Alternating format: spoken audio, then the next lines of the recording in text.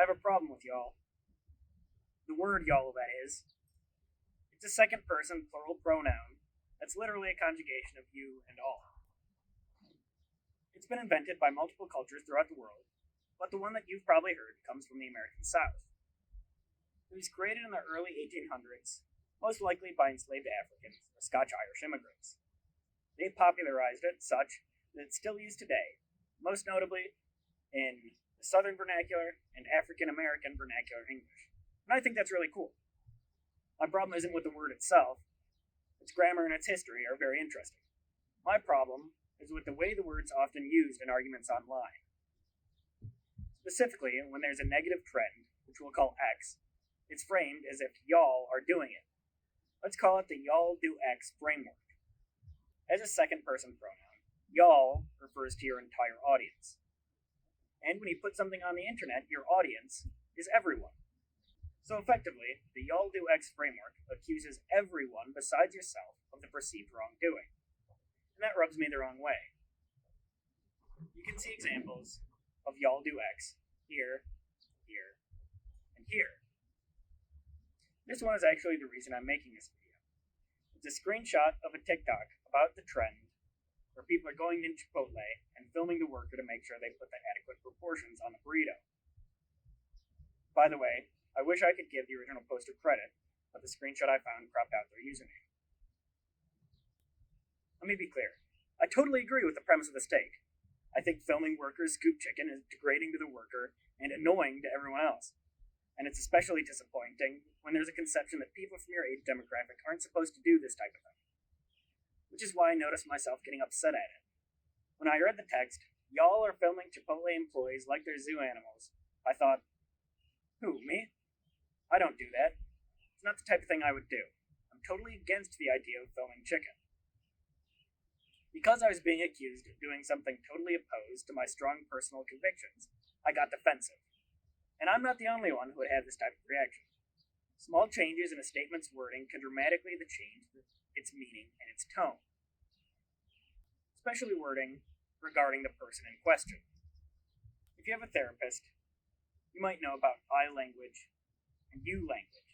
Language that someone uses to talk about themselves versus language someone uses to talk about someone else.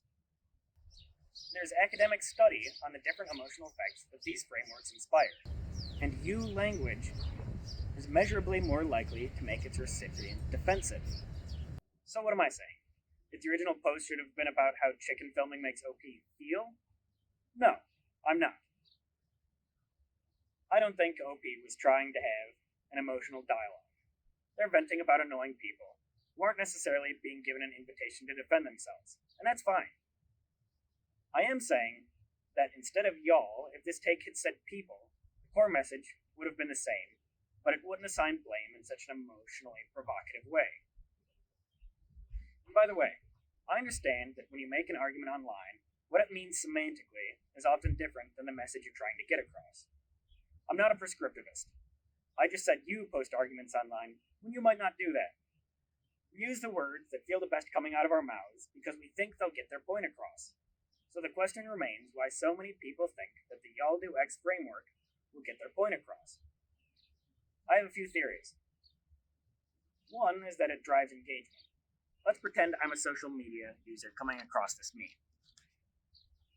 I made a crude visual aid to help me assume that position.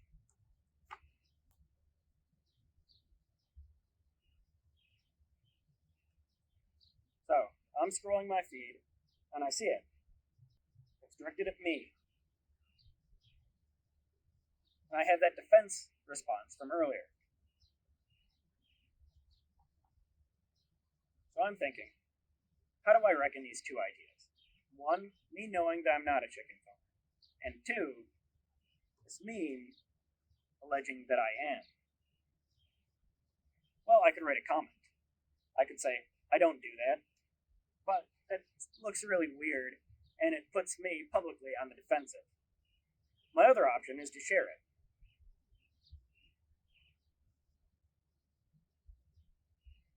The y'all goes from referring to me as the audience to my followers, the new audience.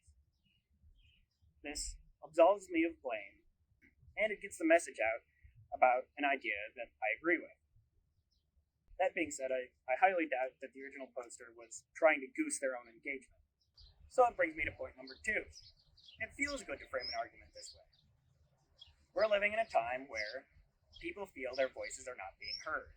On the internet and in general, people feel that they aren't debating well with each other, and that institutions increasingly don't listen to them. When people you want to reach appear to have their ears closed, it's cathartic to pretend you have an audience with your enemies. I know it. I've had arguments in the shower with hypothetical people. I always win. Again, these are just theories. I have no evidence that y'all is correlated with engagement or with political apathy. But if there is a point I'm trying to get across, it's that the words you use change the way you and those around you think.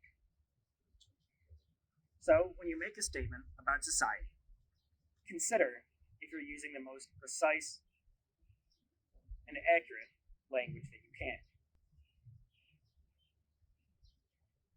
Or don't, because my real point is that the way we communicate is a result of the forms in which that communication happens.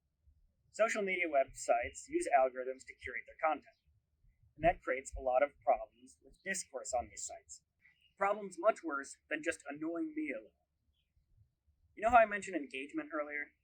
Well, engagement is the most important metric to determine the money a company makes.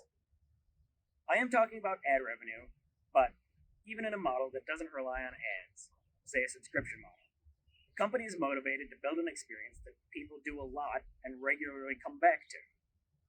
So the algorithms that curate content to put in front of its users promote engagement above all other factors, including the emotions the content elicits, the quality of the dialogue it inspires, or, most importantly, if it's true.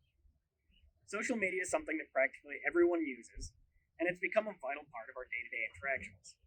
As long as this piece of social infrastructure is privately owned, therefore, seeking a profit, it will promote content that 1. Makes us feel bad, 2. Inspires unproductive arguments, and 3.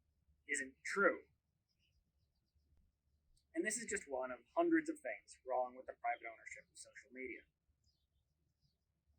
So, my real point, seriously, is consider looking into groups that call for social media to be a public good.